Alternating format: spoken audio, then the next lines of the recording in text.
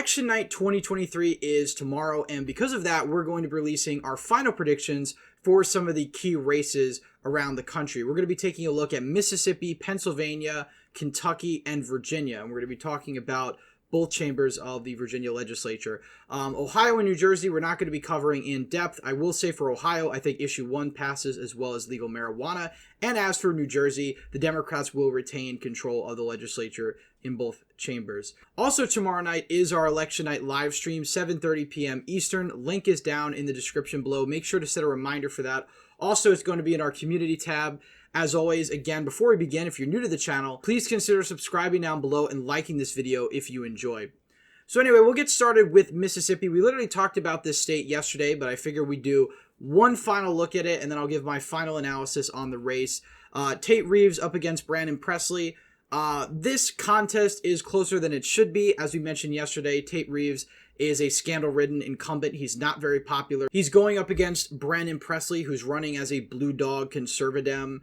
He obviously has the famous Presley name associated with Elvis Presley, who was born in Mississippi, and obviously his family lives there as well. So this race has been quite close. If we take a look at the polling for this race, Reeves is up by 9.5 points. This race, in terms of the polling, is much more in favor of Tate Reeves than the 2019 contest, where Tate Reeves won by around 5 percentage points. So the polling is indicating that Reeves has a much more comfortable lead. But as I mentioned yesterday, a lot of these polls are partisan polls, and we really don't have a whole lot of objective independent polls coming out of Mississippi. Also, polling safe states, whether blue or red, is pretty difficult because you're going to tend to oversample one side over the other. Swing states tend to be a bit more on the money, but again, polling these days is all over the place, as we saw in the 2022 elections. I think Tate Reeves is going to hold on in my final prediction. I think Tate Reeves wins 52.9, 46.5. That's a 6.4% margin for Tate Reeves. I think Brandon Presley improves slightly on Jim Hood's margins in the northern part of the state where he's from.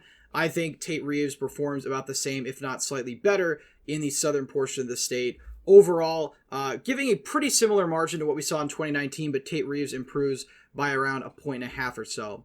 Moving on over to Pennsylvania. Pennsylvania has a statewide Supreme Court election as well as some elections for the Superior Court. We're not going to talk about those. We're focused on the Supreme Court race, which is the most important race occurring in Pennsylvania. We have Democrat Daniel McCaffrey and Republican Carolyn Carluccio. Now, we only have one poll out of this race, which has Daniel McCaffrey up by around 6 points. I've always said that Pennsylvania is a state where Democrats have more of an institutional advantage. There's just hundreds of thousands more registered voters.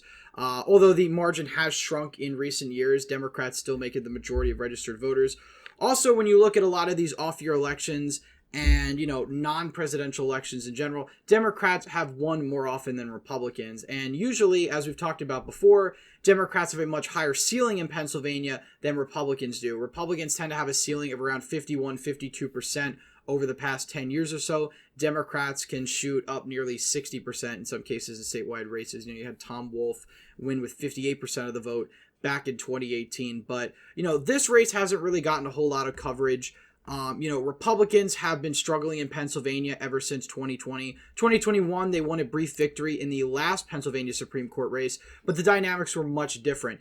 Even with a pro-conservative leaning ballot measure, which would have limited the governor's emergency authority related to COVID, the Republican in this race only won by around 1 point, despite that ballot measure passing by 4, which means you had a decent segment of voters vote in favor of limiting the governor's power and also voting for McLaughlin, the Democrat, in the Supreme Court race, which just goes to show you, again, there is some crossover in the state of Pennsylvania. It's a state sort of in transition. You have changing coalitions. The northeastern and southwestern portion of the state are moving towards the right, and the southeastern portion of the state is moving towards the left. And you have some shifts within that in the sense that in some of these more down ballot off-year elections, you do tend to revert a little bit back to the old coalitions. As we talked about in the Supreme Court video in 2021, Democrats did better in southwestern Pennsylvania than they did back in 2020 or 2016. Yet Republicans did better in southeastern Pennsylvania, getting the Democrats down below 60% in Delaware, for instance, winning Bucks, so on and so forth. So as a result, Republicans were able to squeak by in Pennsylvania last time around. This time around, I think Democrats have the advantage. My final prediction for Pennsylvania Supreme Court race, Daniel McCaffrey winning by around 5.2%. Again, some people have put this race as high as 8 to 10 for Democrats. I think that's a bit too high. Carolyn Carluccio is just pretty much, from what I understand, a standard Republican who has roots in southeastern Pennsylvania, so I don't think she's totally going to collapse there. But I think her margins around the rest of the state are going to be the problem for her. She's going to lose important swing counties like Dauphin, Northampton, Bucks County. Again, even though she's from southeastern Pennsylvania, I think Democratic voters are going to come out, mostly because Democrats have been really able to weaponize the issue of abortion against Republicans, especially in Pennsylvania. That was huge back in 2022. It's the reason why Doug Mastriano lost by the margin he did, and it's also partly the reason why Dr. Oz lost by the margin he did, although Oz had, of course, other problems as well. But final prediction here, Democrats win by around 5.2. Moving on to the state of Kentucky. This is arguably the most competitive statewide race we're going to cover in today's video. And, we've really seen a surge for the Cameron campaign in the past couple of weeks, and we talked about it in our video yesterday.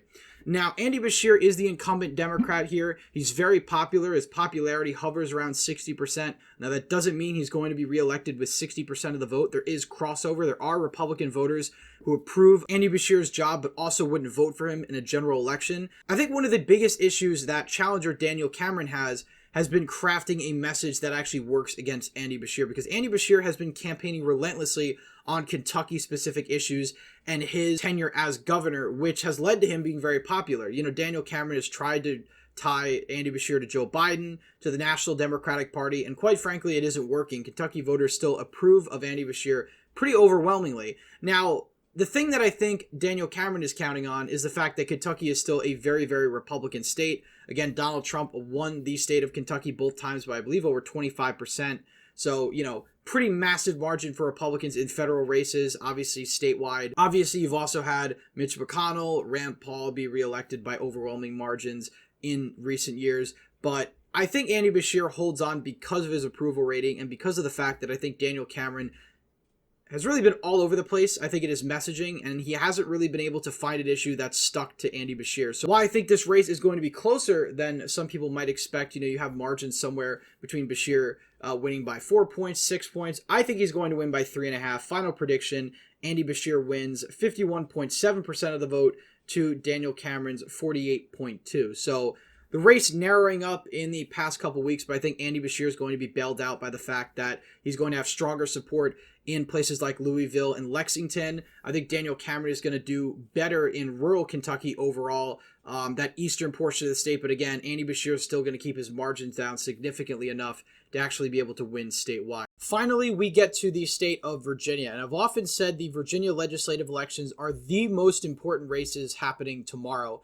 And I really mean that because I think this will determine the political future of Governor Glenn Youngkin and possibly the future of the entire Republican Party, because if the Youngkin model prevails in Virginia tomorrow, in that Republicans get a trifecta, I think it proves that the Republican Party has a very viable path forward after the era of Donald Trump and can get back to winning some of these suburban districts, again, making up ground in some of these districts, because in order for Republicans to win a trifecta in tomorrow's elections, they're going to have to win very, very narrow Youngkin-held districts in the House of Delegates and the state Senate. And, we're going to talk about some of those districts after I put up my predictions. We'll start off with the House of Delegates.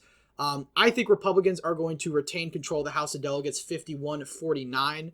We're not going to go into all of the individual districts, but I will breeze over them very quickly. District 21, I have going lean Republican. This is a Youngkin plus 3.4 district. If we take a look at the voting index for this district in 2022, it went to Democrats by less than 2 percentage points. I think Republicans hold on to this district or win this district. It's an open seat. The fundraising is pretty tight here, and I think ultimately the competitiveness of this district, coupled with the fact that I think Republicans are doing very well in the early vote as opposed to where they were back in 2022 and 2021, I think they win the 21st district. You've got another district around the Fredericksburg area, District 66. District 65 rather. This was a Youngkin plus 3 district, but it swung very heavily to the left in 2022. It was a D plus 9 district then. So besides Youngkin 2021, this district has been trending pretty far to the left and has historically been a more left-leaning district. You did have Spamberger, I believe, represent this area. So that may give reason to why the Democrats did so well there. She was going up against Yesli Vega, who made that really atrocious comment about abortion that basically turned off all the suburban voters. But it's an open seat. You have Josh Cole, who ran against Tara Durant last time around and lost. I think he'll win this time, and I think he'll win probably by a lean margin. Moving on down to District 57. I said we weren't going to go through all of them, but I guess we'll go over them very briefly. This is a Youngkin +3 district. This is where you had Susanna Gibson. She was the Democratic candidate who had the OnlyFans account, which became a huge scandal. Ever since then, she got a lot of attention from pro-choice and liberal groups sort of dumping money into that race. But this district is a pretty Republican-leaning district. It swung very, very slightly to the left in 2022. Again, Democrats won all of these competitive districts in 2022, but not by a lot, especially these closer ones. So this district, I think, is likely Republican. David Owen, the Republican candidate, I think is the clear favorite. Susanna Gibson's campaign sort of been a disaster. She's really trying to just get sympathy for this whole PR nightmare that's happened, but I think Republicans are just in a good spot. One, because the district is already sort of red-leaning already, and two, just because of the fact that Susanna Gibson's a very weak opponent. Moving on over to District 58, this is a McAuliffe +5 district. Not really much to talk about here. I think this goes likely Democrat. If Youngkin wasn't able to get this within 5 points, I don't think some generic Republican who's a non-incumbent is going to do that either. Moving on down to District 82, a narrow Republican win in 2021. This has a Republican incumbent in Kim Taylor. Very, very slight swing to the left in 2022, so that leads me to believe that this is going to be lean Republican, so I think District 82 is a lean Republican hold. District 84 was a narrow McAuliffe win back in 2022, but this is a black belt district. This had very low turnout. Back in 2021, Youngkin did very well here, but other Democrats do exceptionally well here as well. Democrats won the popular vote here by 12 points back in 2022. And of course, Democrats winning by double digits in all previous races, 2018, 2017, 2016, so on and so forth. So I think this district is a lean Democrat. Moving over to District 94, another McAuliffe 1 district. Again, this is a safe Democratic district in 2022. It's an open seat. I think the Republicans are going to lose here. I think Democrats win this district pretty easily. I put it in the likely Democratic category. Finally, we jump down to the Virginia Beach district of District 97. This is a Youngkin +2 district. You have a Republican incumbent, Karen Greenhall. This one was a very tough race to call because Democrats won here by around 5 points back in 2022, but you do have a Republican incumbent in this district. If you take a look at the fundraising here, the Democrat has only slightly outraised the Republican in terms of ad spending and money overall. I think Greenhall narrowly holds on, and that's why I've put it in the tilt Republican category, and that's why I put the House of Delegates at 51-49 for the GOP. Again, some of these races are pure toss-ups. Again, Greenhall, for instance, is a toss-up. Technically, Josh Call could lose. Obviously this district. So there's a number of districts that could obviously go back and forth, but I'm pretty confident with this number, 51-49. Obviously, we'll see how that ages tomorrow. Could age terribly, could age finely. I could be underestimating Republicans. Who knows? Moving on over to the state Senate, I think Democrats retain control of the state Senate 21-19. If we take a look at the map here, there's really only 4 competitive, or 5 technically competitive state Senate districts. The first one I think is the most important. This is Juan Pablo Seguro's district. He's the Republican running up against Rousette Perry. This race is the most expensive race, I think, of all the state Senate races. You've got around $6 million raised for the Democrat, $5 million raised for the Republican. This is going to be the race that decides control of the state Senate, and as of this point in time, I think the Democrats have the edge here. I think they win by around 2 or 3 percentage points. But again, things could change. Obviously, if we take a look at the voting history, this district did go Democratic around 5.6%. Youngkin very, very narrowly won it back in 2021. So all in all, I think this district goes Democrat. And this would actually be a flip because there's a Republican incumbent, Jill Vogel, who's retiring here. Moving on down to District 30, this is a McAuliffe district. It's a district that swung pretty heavily towards the left in 2022. So as a result, I think Democrats have no problem winning this seat. This District 27 was seen as somewhat competitive. I think Tara Durant wins here pretty easily. Some people have put this race as competitive. I think it's likely Republican. I think she'll probably end up winning by around 6 or 7 points. This district went red even in 2022. So I lied. This is the only competitive district, somewhat, that actually did go red in 2022. Moving on down to District 16, this is Donovan's district. Now, she's the Republican incumbent, but this district is pretty blue now because of redistricting. So this district went to McAuliffe by like 6 percentage points. You also had it go Democratic by over 10.1%. So this race is incredibly tight. The only reason being that Donovan is an incumbent and she has been able to raise more money than her Democratic opponent. I don't think she's going to hold on. I think there is a 10% chance, maybe 15% chance she can win this district. It's basically just Western Henrico County, which is leftward trending already. But if we just look at the district history here, it's a district that has moved only more towards the left. I mean, in 2017, Ed Gillespie did better in this district than the Republican in 2022. And that was a much bluer statewide environment than what we had in 2022. Again, 2022, Democrats only won Virginia by 3 points. And of course, in 2017, they won it by 9 at the top of the ticket. So I think Donovan loses. I think she loses by around 5 points. And that's why I've put this in the lean Democrat category. Moving on down to District 24. This is a Youngkin +3 district. It's also a district with a Democratic incumbent, Monty Mason, who has a number of scandals sort of plaguing his campaign. You know, he did a slave auction in high school. This obviously caused an outrage with black voters in the district, so you could see potentially depressed turnout there. It's also a district that swung very slightly to the left in 2022 compared to other districts. Democrats only won here by 1.2%. So this district, I think, is more favorable to Republicans. And with the early vote totals that we've been seeing, Republicans improving their early vote totals, provided the election day vote is half decent for them, I think they're actually going to flip this district. Now, if this district had gone, D +10 in 2022, I obviously would probably say the Democrat holds on here. But given the fact that Monty Mason does have that pretty big scandal looming over his campaign, that's obviously going to hurt him. I think that flips lean Republican, which is why I've put it such on our state Senate map. And of course, this district we really don't have to talk about. This is already a red-leaning district. It's technically been deemed somewhat competitive. Now, it's a Youngkin 52-47. It went to the Democrats by 1 percentage point. It's an open seat. I think Republicans are going to win this seat pretty easily, though. It's the reddest of all the competitive districts besides this Fredericksburg area district with Durant. So that's it for the state Senate prediction. If Republicans are able to flip District 31, they win control of the state Senate, or hold District 31 rather, provided, of course, they flip this southeastern district, which I think they're on track to do. I think that's one of the more competitive seats. I'd be more optimistic for Republicans' chances.